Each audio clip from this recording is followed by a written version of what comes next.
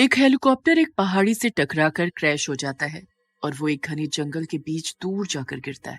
उसी जंगल में एक परिवार रहता था जिसमें राजू, उसकी पत्नी सुषमा और दो बच्चे भी थे। राजू को जब आवाज आती है तो वो रात को जंगलों के बीच देखने जाता है और कुछ डरावनी हरकतों से डर कर वहीं बेहोश हो जाता है। सुबह उसकी पत्नी सुषमा उसे ढूंढते हुए जंगलों में जाती है। तब वे लोग हेलीकॉप्टर को वहां देखते हैं और उसकी मरम्मत करके उसे अपने रहने का ठिकाना बना लेते हैं। पर कुछ ही दिनों में उन्हें पता चल जाता है कि वो हेलीकॉप्टर जादुई है, क्योंकि वो उनकी हर इच्छा पूरी करने लगता है। फिर एक दिन जादुई हेलीकॉप्टर राजू और सुषमा को अपनी आप बीती बताता है कि कैसे वो क्रैश हुआ और कैसे उसके पायलट को साजिश के चलते मारा गया। इधर एविएशन टीम हेलीकॉप्टर की लोकेशन का पता लगा लेती है और उनका लीडर हेलीकॉप्टर लेने आ जाता है। तभी हेलीकॉप्टर से डरावनी आवाजें आने लगती हैं और लीडर डर के मारे वहीं बेहोश हो जाता है।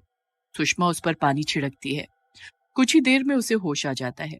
राजू उसे पीने का पानी देता है और पिछली हुई बात बताता है। कुछ ही देर बाद वो अपने पूरे होशो हवास में आता है।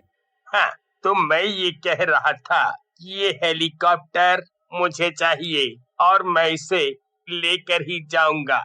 हेलीकॉप्टर तो तुम नहीं लेके जा सकते, तुम्हें खाली हाथ ही लौटना पड़ेगा। ये हेलीकॉप्टर मेरा है और मैं इसे लेकर जाऊंगा। शायद तुम लोगों को पता नहीं है, लेकिन ऐसे सरकारी चीज पर हक जताना गैर कानूनी है। अभी तो हमें घर मिला ही था रहने के लिए, अभी ही अच्छे दिन आए थे जिंदगी में, और अब ये सब छीनने को है, ऊपर से पुलिस का लफड़ा। राजू अपनी दुविधा में घिरा ही था कि तभी अचानक चारों तरफ तेज हवाएं चलती हैं। पेड़ हिल रहे होते हैं और सब कुछ इधर उधर हो रहा होता है। तभी हेलीकॉप्टर में से डरावनी आवाज आती है। मैं नहीं जाऊंगा कहीं, मुझे यहीं रहना है। अगर किसी में हिम्मत है मुझे ले जाने की, तो मुझे यहाँ से हिलाकर दिखाए। अरे, फिर से ये आवाज आई, जैसे पहले आती थी। ये आवाज कहाँ से आ रही है? लीडर बहुत ही घबरा जाता है और इधर उधर देखने लगता है। वो कुछ सोच भी नहीं पाता। तभी उसके सामने भूतिया पायलट आ जाता है। हेलीकॉप्टर लेने आया है, चल, हिम्मत है तो बुला अपनी टीम को। तू क्या तेरी टीम भी से लेके नहीं जा सकती? हिम्मत है तो मुझे गलत साबित करके दिखा। लीडर भूतिया पायलट का जख्मी शरीर, जला चेहरा और खून से लथपथ हालत देखकर बहुत डर जाता है और उसकी वहीं पर पैंट गीली हो जाती है। लो भाई राजू, देखो भला, जो पुलिस की धमकी दे रहा था, कानूनी गैर कानूनी बातें बता रहा था, उसकी तो पैंट गीली हो गई। जा जा, चला जा यहाँ से, अपनी जान बचा ले, मौका है अभी, वरना सुना है ना, गेहूं के साथ घुन भी पिसता है। लीडर जैसे तैसे अपनी जान बचाकर वहां से भागता है। जब इस बारे में टीम उससे पूछती है तो वो आधी अधूरी बात बताने के अलावा कुछ नहीं बताता और छुट्टी लेकर अपने गांव चला जाता है। उसी टीम में एक सीनियर ऑफिसर था, अहमद। वो उस ऑपरेशन को जारी रखने का जिम्मा अपने सर ले लेता है और अगले ही दिन वहां पहुंच जाता है हेलीकॉप्टर को उठाने के लिए। राजू, तुम्हारे पास सिर्फ 10 मिनट का टाइम है। अगर तुमने इस हेलीकॉप्टर को खाली नहीं किया तो मैं इसे उठा ले जाऊंगा।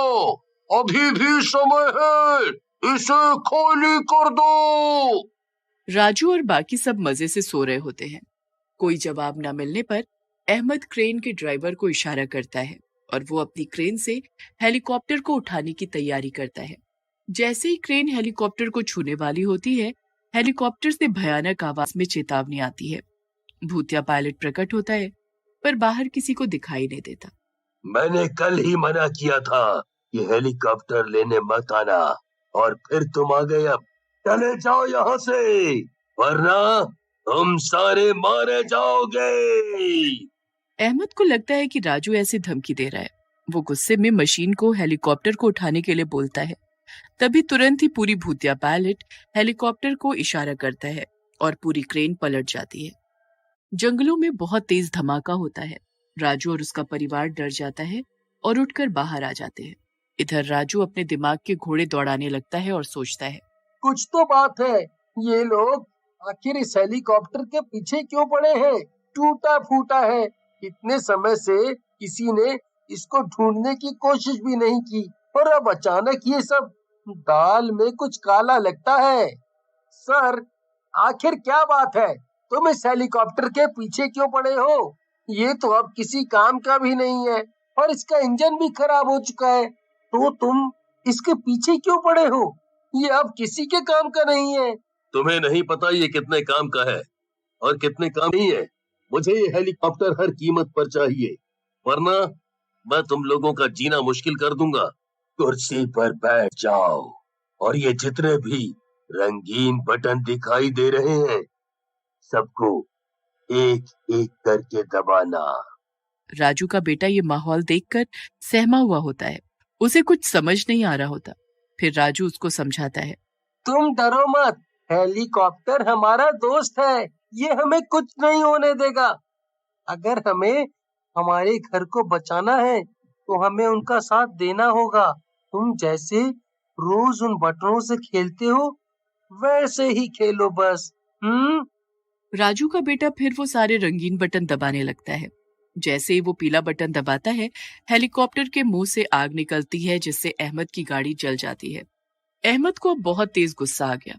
वो जैसे तैसे उठता और जोर से चिल्लाते हुए कहता है, मैं तुम लोगों को छोड़ूंगा नहीं। मैं पुलिस को लेकर वापस आऊंगा। अब मैं देखता हूँ कि तुम लोग कैसे इस हेलीकॉप्टर में रहते हो। अगले दिन अहमद पुलिस फोर्स के साथ आता है। वो सब हेलीकॉप्टर पर बंदूक चलाते हैं। तभी राजू का बेटा काला बटन दबाता है, जिससे उन सब की बंदूकें उड़ती हुई हेलीकॉप्टर से जाकर चिपक जाती हैं। उतने में राजू और उसका परिवार अपने आप को हेलीकॉप्टर के अंदर बंद कर लेते हैं। तभी एक और पायलट अहमद के पास आता है। अरे भाई, कैसे भी इस हेलीकॉप्टर को जब्त करना होगा। इसमें सबूत हो सकते हैं। अगर किसी के भी हाथ लग गए तो सब बर्बाद हो जाएगा। तुम्हें तो पता ही है ना, हेलीकॉप्टर क्रैश हुआ नहीं था, मैंने ही करवाया था पायलट राम को मारने के लिए। और मुझे कुछ हुआ तो मैं तुम्हारी भी पोल खोल दूंगा कि तुम भी शामिल थे इसमें। ये बात भूतिया पायलट सुन लेता है और बहुत गुस्से में आ जाता है। अपने कातिलों को मारने के लिए वो हेलीकॉप्टर को हवा में उड़ाने लगता है। तभी राजू उसे रोकता है और कहता है, रुको, ऐसे मत जाओ। तुम हवा में जाओगे तो वो लोग तुम पे बम भी फेंक सकते हैं। समझो मेरी बात को, मत जाओ। तो मैं क्या करूं? उसने मुझे मारा है और ये मुझे पता होते हुए मैं शांत कैसे बैठ जाऊं? तभी राजू अपने दिमाग में एक प्लान बनाता है और भूतिया आदमी को बताता है। अगले दिन राजू अहमद के पास जाता है और उसे कहता है, तुम्हें हेलीकॉप्टर चाहिए था ना? ठीक है, हम तुम्हें हेलीकॉप्टर दे देंगे। हमें उसमें नहीं रहना। अहमद पायलट ये जानकर बहुत खुश हो जाते हैं और हेलीकॉप्टर के अंदर जाने लगते हैं। उनके अंदर घुसते ही तभी अचानक हेलीकॉप्टर का दरवाजा एकदम बंद हो जाता है। भूतिया पायलट अचानक उनके सामने प्रकट हो जाता है और बहुत तेज हंसने लगता है। हेलीकॉप्टर की पंखुड़ी जोर जोर से घूमने लगती है और हेलीकॉप्टर में जितने भी बटन थे वे सब अपने आप दबने लगते हैं। वो ये सब देखकर घबरा जाते हैं। हेलीकॉप्टर अचानक हवा में उड़ने लगता है। तभी भूतिया पायलट की शक्ल जख्मी से असली रूप में आने लगती है। कभी जिंदा राम की शक्ल तो कभी भूतिया जख्मी पायलट की शक्ल। वो दोनों ये देखकर डर जाते हैं, मानो उनके पैरों तले जमीन खिसक गई हो। एक बार फिर इतिहास को दोहराता है और हेलीकॉप्टर पहाड़ी से टकराकर क्रैश हो जाता है। वो दोनों जलकर खाक हो जाते हैं और कुछ ही देर में हेलीकॉप्टर फिर से जंगलों के बीच आकर गिर जाता है। अब राजू और उसका परिवार हेलीकॉप्टर को फिर से साफ सुथरा करके उसमें रहने लगते हैं। एक हेलीकॉप्टर एक पहाड़ी से टकराकर क्रैश हो जाता है और वो एक घने जंगल के बीच दूर जाकर गिरता है। उसी जंगल में एक परिवार रहता था, जिसमें राजू, उसकी पत्नी सुषमा और 2 बच्चे भी थे। राजू को जब आवाज आती है तो वो रात को जंगलों के बीच देखने जाता है और कुछ डरावनी हरकतों